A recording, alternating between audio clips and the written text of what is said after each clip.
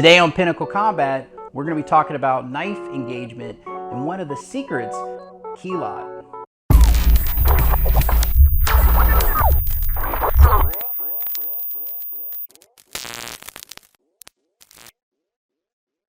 Story of the keot goes back to 1993 for me. My stepdad was teaching me the knife material, and one of the things that he kept doing, we were doing a close range exercise, and he kept popping me. And the popping me with the tip of the knife, trainer knife. And I kept wondering, what's the deal with this? How is he getting this so quickly? And why is it coming from nowhere? Where is it coming from? Because he's just flowing, and all of a sudden, I just feel this tap. But he was being nice to me. He wouldn't usually go to the neck too hard or anything like that, but he would tap to the body or chest or collarbone, okay? And so after a little while, I'm like, what is the deal, man? I don't know where this is coming from, and how are you doing this? He goes, the secret to the keot. I go, keot? And so he started talking to me about how to engage. Keot is a certain system inside the Whitticking system. So you have, for instance, a basic Whittick, hitting, retracting, or like kind of whipping the blade and bringing it back. You have Abranico, which you see as a fanning motion, okay? You have a system called keot, which is part of the Whitticking system that Whitticks the blade or this impact weapon, okay? And so in this case, you see a lot of keot done with stick work, but you don't see it done a lot with the blade. And that's where the magic is. When my stepdad taught me that and I started practicing it, it was a game changer for me, and it helped me advance my knife skills to that next level. One of the basics that I'll show you is when you get in front of your mirror, okay? Mirror training is where it should always start. I slice, okay, and I flick. When I flick, I practice flicking in the reflection in the mirror at my own neck or eye, whichever you want to be. Do you want to just make them think about you for the rest of their life and when they look at themselves in the mirror? Or is it a life and death situation where you have to end the situation really quickly? I slice and I would tick just like this. And when I would tick, I'm coming out of nowhere. This blade's supposed to be back, and I flick it, it goes right into the neck. I come on this side and I flick it just like this, and I flick it right to the neck. They defend against me, and I go from this position and I flick it and go to the neck or to the eye. I go in this position and they defend against it, and I flick it and I go to the eye or the neck. Same thing here. I can come in this position and they start to defend, and I flick it and go to the groin or to the stomach. It goes on and on and on of the different variations that we can do. And based on the blade, if you have a shorter blade or a longer blade, it doesn't matter. Your body mechanics will change a little bit. Okay, so we start off with the number one, we slash, and I'll Whittick it just like this and do a keot, just like that. I'll slash, and I'll come around and I'll tag you. Okay, that's a 1 and keot, 2 and keot. Okay, 3 keot, 4 and keot. Okay, you can do them all up high or you can do them down low too. So if I did a upward slash like this, I can keot it to the low line. I can go on this side and I can keot this side too. That is just inside of what we call the pattern, okay? But then we can also use the keot inside of defenses. We can use keots to get our opponent to respond to, they're able to respond to the first attack appropriately, even the second attack.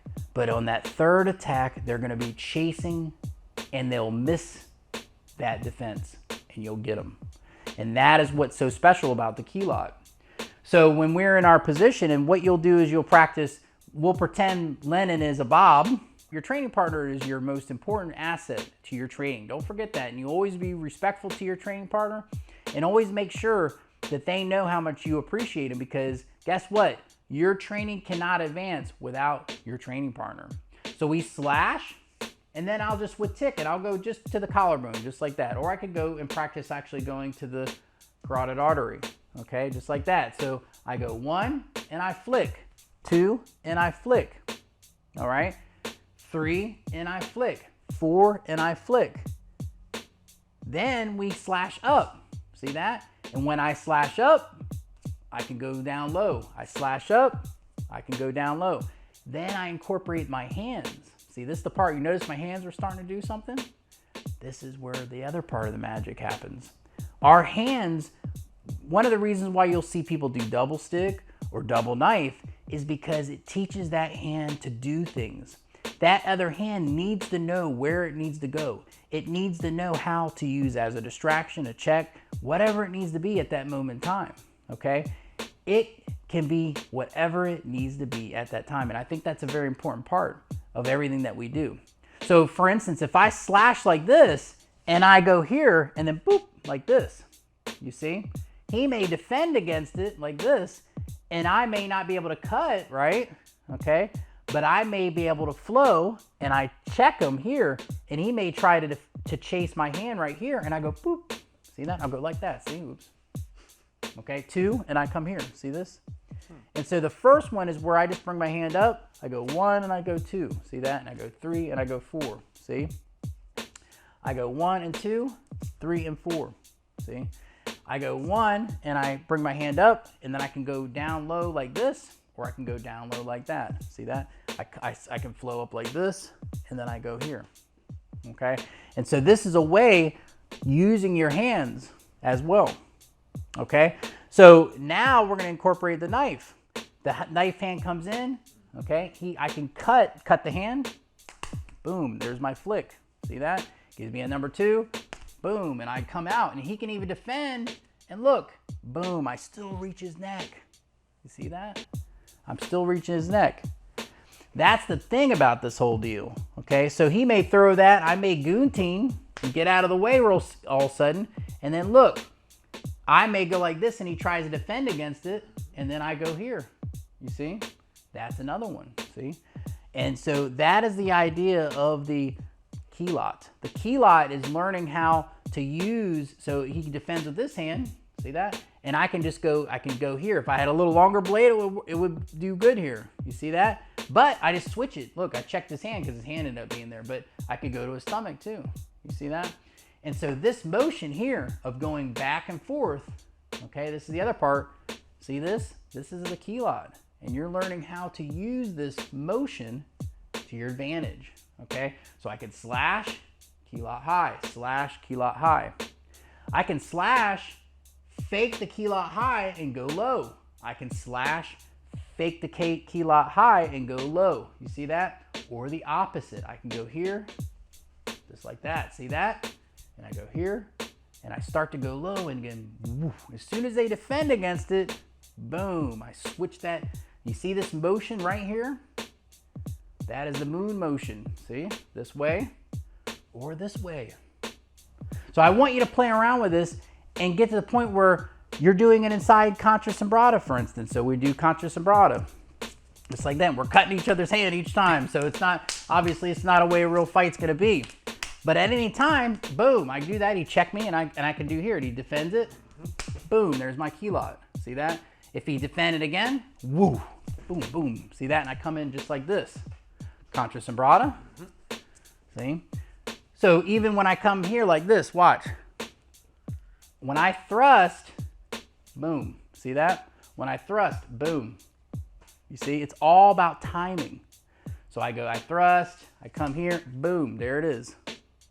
Okay, every single one of these motions, I do inside deflect like this. I can go low or I can go high. See that? And I can go here and just stick it. Okay, right into that femoral. Boom, boom. See that? And pass it. Okay, and so we're going in this position here.